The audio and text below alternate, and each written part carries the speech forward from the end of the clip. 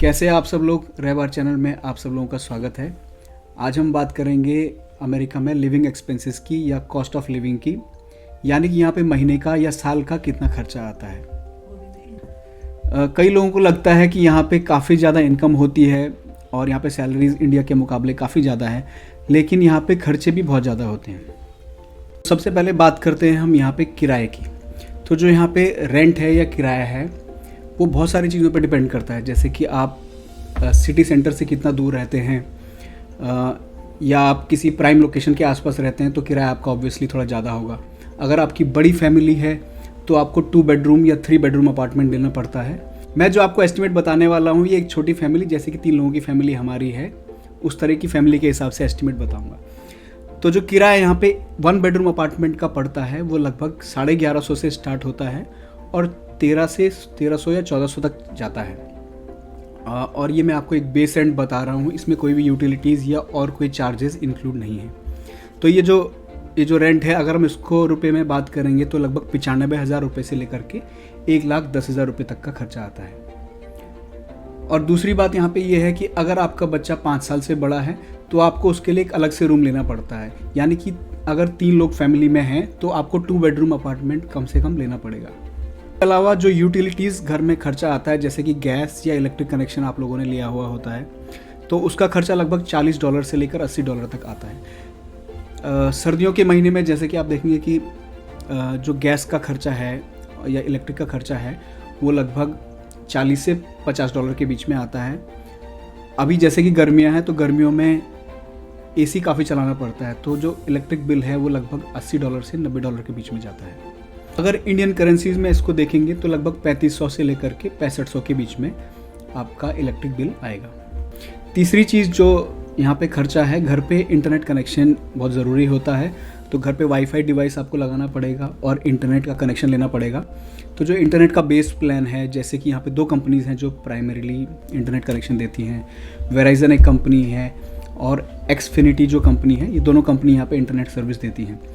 तो इन दोनों कंपनी का जो मिनिमम प्लान जो है लगभग $25 से स्टार्ट होता है और $50 के बीच में, इसके बीच में आपका खर्चा आता है। तो आप मान के चलिए लगभग 2,000 रुपये से लेकर के 4,000 रुपये इंटरनेट के ऊपर खर्चा करना पड़ेगा।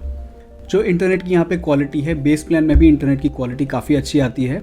आप स्मार्ट टीवी को भी उसमें चला सकते हैं, जैसे हम लोग उसमें चैनल चलाते हैं, टीवी पे चलाते हैं।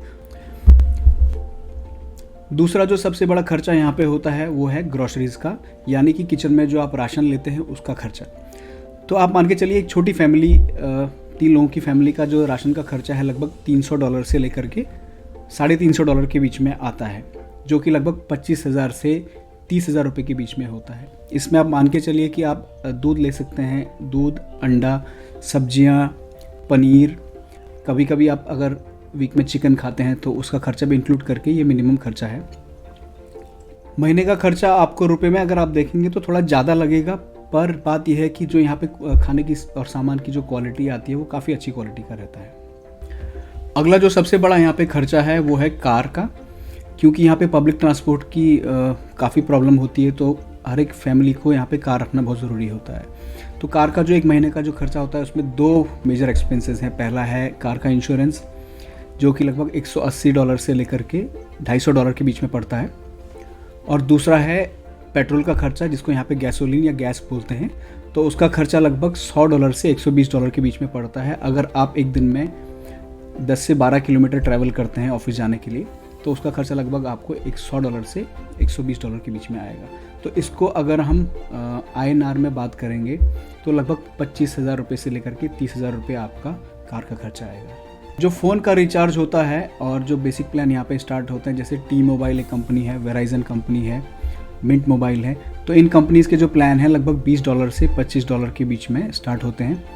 तो उसको आप मान के चलिए एक आदमी का लगभग 2,000 रुपये से लेकर के 2,500 के बीच में मोबाइल फ़ोन का खर्चा आएगा।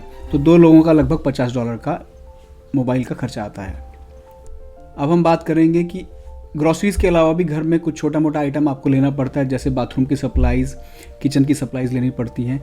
तो इसको भी आप लगभग मान के चलिए कि $100 से $150 के बीच में इसका खर्चा आएगा, यानी कि 8,000 से 12,000 के बीच में आपका इसका अलग से खर्चा आएगा।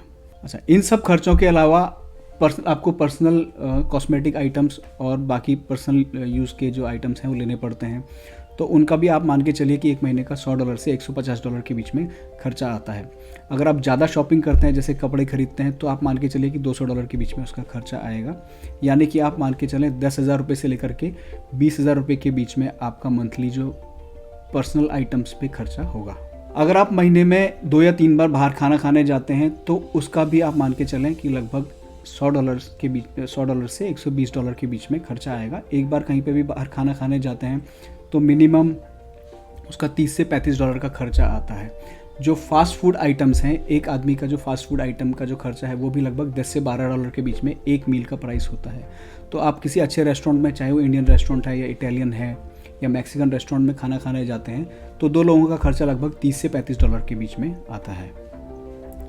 तो अगर इन सब खर्चों को हम जोड़ेंगे तो एक छोटी फैमिली का खर्चा एक महीने का लगभग $2,400 से $2,500 के बीच में आता है, जो कि रुपए में लगभग 2 लाख रुपए के आसपास पड़ता है। तो एक साल का एक छोटी फैमिली का जो रहने का खर्चा जो मिनिमम यहाँ पे है वो लगभग 25 लाख रुपए के आसपास होता है। तो ये जो भी खर्चे मैंने आपको अभी तक बताए हैं, ये एक इंडियन फैमिली के पर्सपेक्टिव से मैं आपको बता रहा हूँ। जो लोग यहाँ के हैं, नेटिव हैं, अमेरिकन लोग हैं, वो लोग काफ़ी खर्चा करते हैं। हफ्ते में खाना खाने भी बाहर काफ़ी ज़्यादा जाते हैं, घर पे बहुत कम खाना बनाते हैं, रेडीमेड फूड या फ्रोज़न फूड बहुत ज़्यादा खाते हैं। हम लोग पहली बात कि हम लोग फ्रोज़न फूड बहुत कम यूज़ करते हैं। पहली चीज़, घर पे ज़्यादा फ्रेश खाना बनाते हैं। और दूसरी बात यह है कि यहाँ पे जो खाना मिलता है बाहर, जैसे मैक्सिकन, चाइनीज़ या जो अमेरिकन खाना है, बहुत ज़्यादा फास्ट फूड टाइप का मिलता है। हम लोगों को उतना अच्छा नहीं लगता है। कभी कभी हम लोग सिर्फ इंडियन खाना खाने बाहर जाते हैं, लेकिन उसके अलावा ज़्यादा खाना हम लोगों को उतना पसंद नहीं आता है। इसके अलावा यहाँ पे छोटे मोटे जो घर के रिपेयरिंग के काम होते हैं या छोटे मोटे जो काम होते हैं वो हम लोग खुद से करते हैं, क्योंकि उसका खर्चा बाहर बहुत ज़्यादा आता है। बाहर यहाँ पे सर्विसेज बहुत महंगी हैं, लेबर कॉस्ट ज़्यादा है। जैसे कि एक बार मैंने एक पैंट जो लिया था, यहाँ पे एक जीन्स लिया था, उसको सिर्फ शॉर्ट करने के लिए, उसका लेंथ कट करने के लिए मुझे $14 पे करना पड़ा था।